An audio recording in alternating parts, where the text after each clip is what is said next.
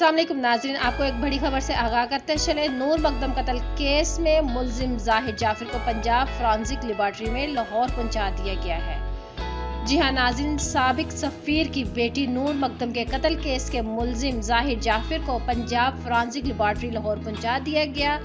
Forensic laboratory में मुल्जिम की रहायशगाह से ली गई वीडियो का फॉरेंसिक तज्जिया किया जाएगा, जबकि फॉरेंसिक टीम वीडियो में मौजूद मुल्जिम जाहिद जाफिर की शिनाख्त से मुतल्लिक तज्जिया करेगी। याद रहे कि 2 रोज कबल इस्लामाबाद की अदालत ने नूर मकदम कत्ल केस के मरकजी मुल्जिम जाहिद जाफिर को मजीद 3 रोज के लिए जिस्मानी रिमांड पर पुलिस के हवाले किया था।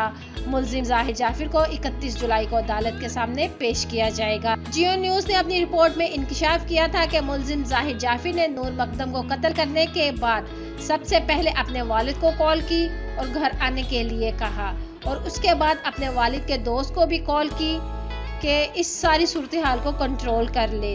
अपने दोस्तों को भी फोन करके घर आने के लिए कहा और उनसे बहाने किए कि डाकू आ गए हैं और मेरी जान को खतरा है। तो नाजरीन, इस खबर को लेकर अपनी राय का इजहार नीचे कमेंट्स बॉक्स में जरूर करिएगा। वीडियो को लाइक करने के साथ साथ हमारे चैनल को भी सब्सक्राइब कर दीजिएगा ताकि लेटेस्ट अपडेट सबसे पहले आप लोगों तक पहुंच सके।